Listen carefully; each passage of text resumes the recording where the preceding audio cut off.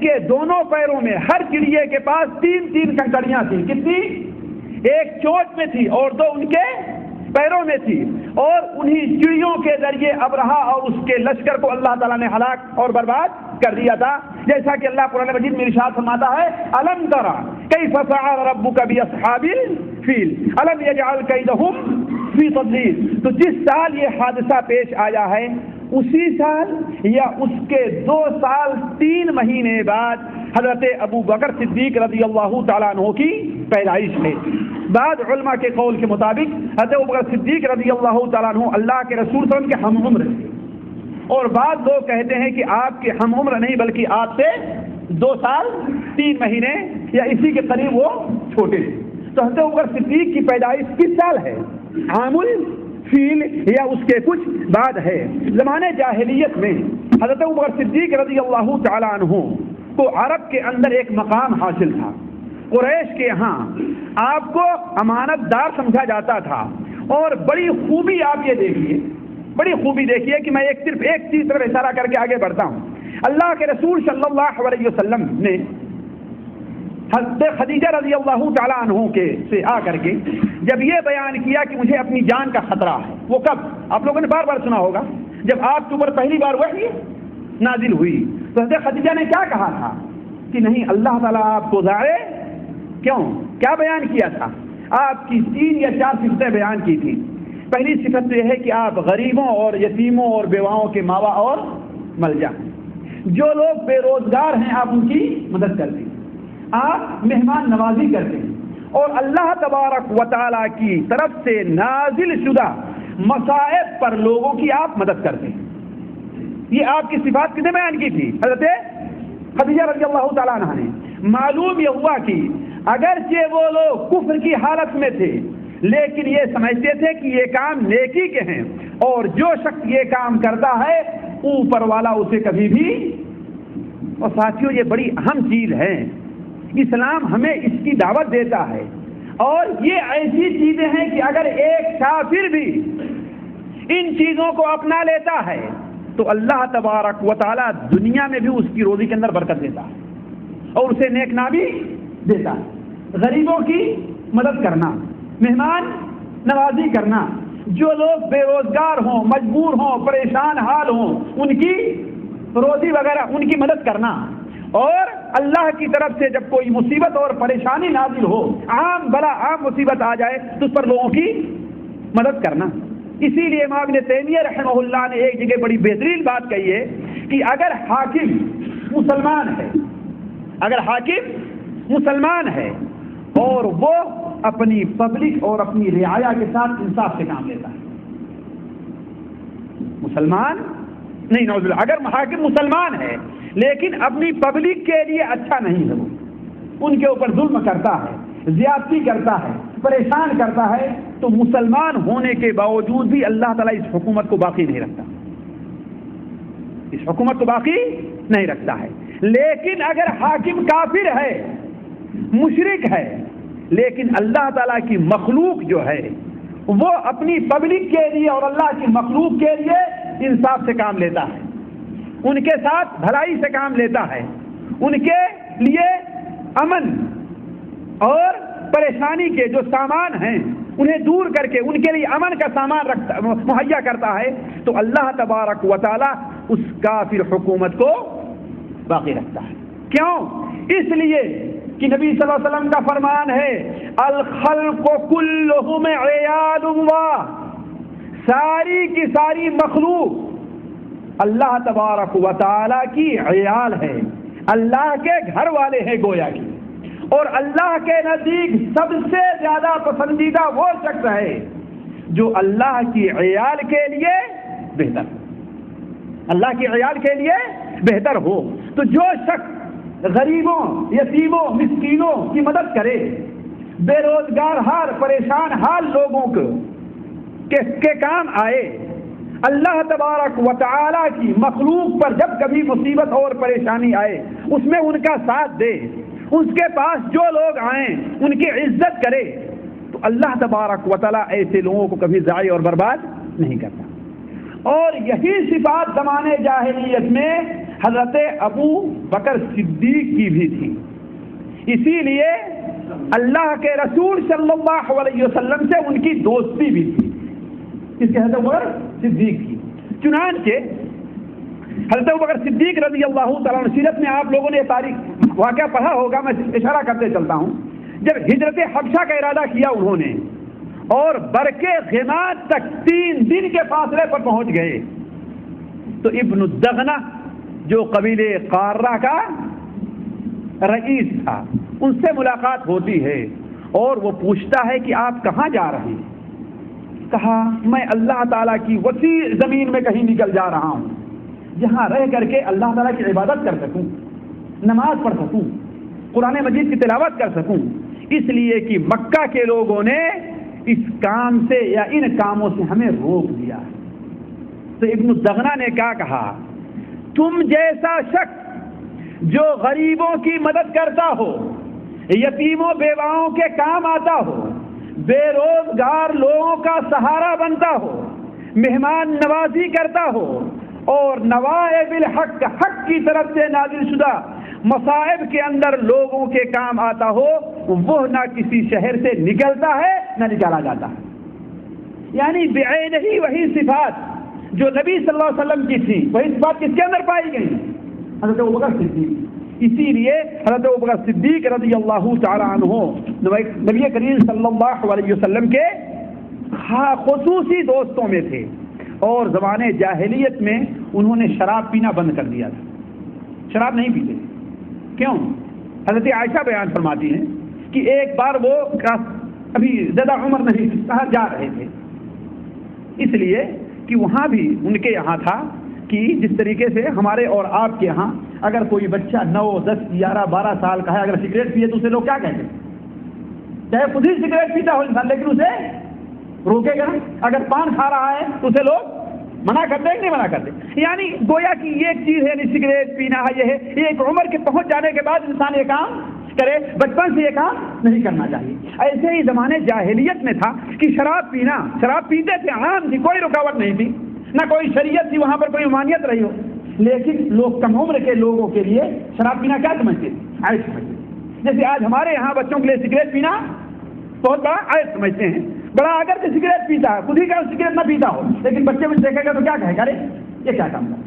تو حضرت ابو بکر کی عمر ابھی زیادہ نہیں تھی. دیکھا کہ ایک شخص شراب کے نشے میں بالکل دھت ہے، بالکل مست ہے. حضرت ابو بکر رضی اللہ عنہ بالکل مست ہے، بالکل دھت ہے شراب کے نشے میں. اور ایک جہاں کوڑا وغیرہ پھینکا جاتا ہے، گندگی پھینکی جاتی ہے، وہیں پر بالکل ننگ دھڑنگ پڑا ہوا ہے. کیا کرتا ہے کہ گندگی کو ہاتھ میں لیتا ہے اور اپنے منہ کے قریب لے جاتا ہے. جب اس کی بدبو محسوس ہوتی ہے تو اس کو پھر پھینک دیتا ہے. حضرت ابو بکر صدیق نے کہا رضی اللہ عنہ، جو چیز انسان کی یہ حالت بنا دے، جو چیز انسان کی یہ حالت بنا دے وہ اس لائق نہیں ہے کہ اسے استعمال کیا جائے. اسی دن سے انہوں نے اپنے اوپر شراب کو حرام کر لیا اور شراب نہیں پی. اسی لیے جن لوگوں کے بارے میں آتا ہے کہ زمانے جاہلیت میں ان لوگوں نے شراب کو کبھی ہاتھ نہیں لگایا، ان میں سے ایک حضرت ابو بکر صدیق رضی اللہ تعالی عنہ بھی تھے. بلکہ امام سیوطی رحمہ اللہ، حافظ سیوطی رحمہ اللہ اپنی کتاب تاریخ الخلفاء میں کرتے ہیں کہ حضرت ابو بکر صدیق رضی اللہ تعالی عنہ نے کبھی بت کو سجدہ بھی نہیں کیا، کبھی بت کو سجدہ نہیں کیا. اس کے لیے انہوں نے ایک واقعہ نقل کیا ہے لیکن میں اسے نقل کر کے اپنی بات کو طول نہیں لینا چاہتا. میں لینا چاہتا ہوں کہ اسلام کے آنے کے بعد حضرت ابو بکر صدیق رضی اللہ عنہ کی کیا کیفیت اور کیا حیثیت رہی ہے. دیکھیے، اسلام قبول کرنے میں، اللہ کے رسول صلی اللہ علیہ وسلم کی دعوت پر لبیک کہنے میں سب سے پہلے جن شخصیات نے لبیک کہا ہے ان میں حضرت ابو بکر صدیق کا نام سب سے پہلے آتا ہے، سب سے پہلے. چنانچہ بخاری شریف میں ہے کہ اللہ کے رسول صلی اللہ علیہ وسلم نے ارشاد فرمایا کہ اے لوگو، اللہ تبارک و تعالی نے مجھے تمہارے پاس یہ دین دے کر کے بھیجا، تم لوگوں نے کہا کہ جھوٹ بول رہے ہو، اور ابو بکر صدیق نے کیا کہا کہ آپ سچ کہہ رہے ہیں. تم لوگوں نے کیا کہا کہ جھوٹ بول رہے ہو، لیکن ابو بکر صدیق نے کیا کہا؟ آپ سچ کہہ رہے ہیں. یعنی گویا حضرت ابو بکر صدیق رضی اللہ تعالیٰ عنہ ایک لمحے کے لیے بھی دین کے قبول کرنے میں تردد سے کام نہیں لیا. جیسے ہی آپ نے دعوت دی ہے آپ نے اسلام قبول کر لیا. اسی لیے حضرت عبداللہ ابن عباس رضی اللہ تعالیٰ عنہ، حسان بن ثابت ہیں، اسماء بنت ابی بکر ہیں اور متعدد صحابہ کرام ہیں کہ سب سے پہلے اللہ کے رسول صلی اللہ علیہ وسلم کی دعوت پر لبیک کہنے والے کون ہیں؟ حضرت ابوبکر صدیق رضی اللہ تعالی عنہ ہیں. اسی لیے ایک اور حدیث میں آپ نے بیان فرمایا، ہم نے جس کے اوپر بھی اسلام پیش کیا ہے، جس کے اوپر بھی، وہ تھوڑا سا جھجکا ہے، وہ تھوڑا سا جھجکا ہے، الا ابوبکر صدیق رضی اللہ تعالی عنہ. کیوں؟ اس لیے انہوں نے کیا کہا؟ صدقتا، اے اللہ کے رسول آپ سچ کہہ رہے ہیں. اسی لیے علماء کا تقریباً اس سے اتفاق ہے کہ مردوں میں سب سے پہلے اسلام قبول کرنے والے کون ہیں؟ حضرت ابوبکر صدیق رضی اللہ تعالی عنہ ہیں. اور اسی کے ساتھ اسلام قبول تو کر لیا، اسلام اور لوگوں نے بھی قبول کیا ہے. سب سے پہلے اسلام قبول کرنے والوں میں عورتوں میں کون ہیں؟ حضرت خدیجہ ہیں. بچوں میں کون ہیں؟ حضرت علی رضی اللہ تعالیٰ ہیں. غلاموں میں کون ہیں؟ حضرت زید بن حارثہ ہیں. اور مردوں میں کون ہیں؟ سارے لوگ دعوت تو قبول کر لیے، اپنی اپنی حیثیت تک اللہ کے رسول نے مدد کی، ہر نے مدد کی ہے. ظاہر بات ہے آپ کی بیوی حضرت خدیجہ نے جو آپ کی مدد کی ہے وہ اس کی مثال نہیں ملتی ہے. لیکن اسلام قبول کر لینے کے بعد اس اسلام کی نشر و اشاعت کے اندر سب سے پہلے جو ذات سامنے آئی ہے وہ کون سی ہے؟ حضرت ابوبکر صدیق. اسی لیے علماء کہتے ہیں سب سے پہلے اللہ کے رسول صلی اللہ علیہ وسلم کے بعد اسلام کی دعوت کس نے دی ہے؟ حضرت ابوبکر صدیق رضی اللہ تعالی عنہ نے. اسی لیے آپ ذرا دیکھیں، تاریخ پڑھیں تو جو بڑے بڑے صحابہ کرام ہیں، خصوصاً وہ صحابہ جن کو اللہ کے رسول صلی اللہ علیہ وسلم نے دنیا کے اندر جنت کی خوشخبری دے دی تھی، وہ زیادہ تر حضرت ابوبکر ہی کی دعوت پر اسلام قبول کی. جیسے حضرت عثمان ابن عفان ہیں، عبد الرحمن ابن عوف ہیں، سعد ابن ابی وقاص ہیں، طلحہ ابن عبید اللہ ہیں، زبیر ابن العوام ہیں، ابو عبیدہ عامر ابن الجراح ہیں، عثمان ابن مذعون ہیں، ابو سلمہ ہیں، ہے کہ نہیں؟ یہ تمام کے تمام لوگ جنہیں اللہ کے رسول صلی اللہ علیہ وسلم نے تقریباً دنیا میں جنت کی خوشخبری دی ہے. آپ کو شبہ ہو رہا ہوگا جی، آپ کی آنکھیں بتا رہی ہیں کہ آپ کو اعتراض ہے میری بات کا. جی ہاں، کیا کہنا چاہتے ہیں بتائیے. جی ہاں، کیا کہنا چاہتے ہیں بتائیے. عثمان ابن مذعون رضی اللہ تعالی عنہ کو وہ عشرہ مبشرہ میں نہیں ہے، لیکن عشرہ مبشرہ ہی کو اللہ کے رسول نے جنت کی خوشخبری نہیں دی ہے. اور بہت سے لوگ، حضرت عائشہ ہیں عشرہ مبشرہ میں ہیں، لیکن جنت کی خوشخبری ہے کہ نہیں خوشخبری؟ آپ نے فرمایا انت زوجتی فی الجنہ، تو جنت میں میری بیوی ہے نا. تو وہ 10 صحابہ کرام ہیں جنہیں ایک مجلس میں آپ نے جنت کی خوشخبری دی. ورنہ اور بہت سے صحابہ ہیں جنہیں آپ نے جنت، حضرت بلال ہے نا، انہیں آپ نے جنت کی خوشخبری دی کہ نہیں دی؟ حالانکہ وہ عشرہ مبشرہ میں ہے نہیں ہے. حضرت عمار ابن یاسر ہیں، صبرا یا آل یاسر فإن موعدکم الجنہ، اے آل یاسر صبر سے کام لو، اس لیے تمہارا ٹھکانہ کہاں ہے؟ جنت میں ہے. تو اور بہت صحابہ ہیں جنہیں آپ نے جنت کی خوشخبری دی ہے. تو وہ بہت بڑے صحابہ جو شروع میں اسلام قبول کیے، وہ تقریباً حضرت ابوبکر صدیق کی دعوت پر اسلام قبول کیے ہیں. اسی لیے علماء نے 4 باتیں کہی ہیں: اول من اسلم، اول من دعا، اول من اوذی فی سبیل اللہ، واول من دافع عن رسول اللہ صلی اللہ علیہ وسلم. یعنی سب سے پہلے جو اسلام لے آیا وہ کون ہے؟ ابو بکر ہے. سب سے پہلے جس نے اسلام کی دعوت لوگوں کو دی وہ کون ہے؟ ابوبکر صدیق ہیں. سب سے پہلے جنہیں اللہ تعالیٰ کے راستے میں تکلیف دی گئی، ظاہر بات صلی اللہ علیہ وسلم کے بعد، وہ کون ہیں؟ اور سب سے پہلے جنہوں نے اللہ کے رسول صلی اللہ علیہ وسلم کی طرف سے دفاع کیا ہے وہ کون ہیں؟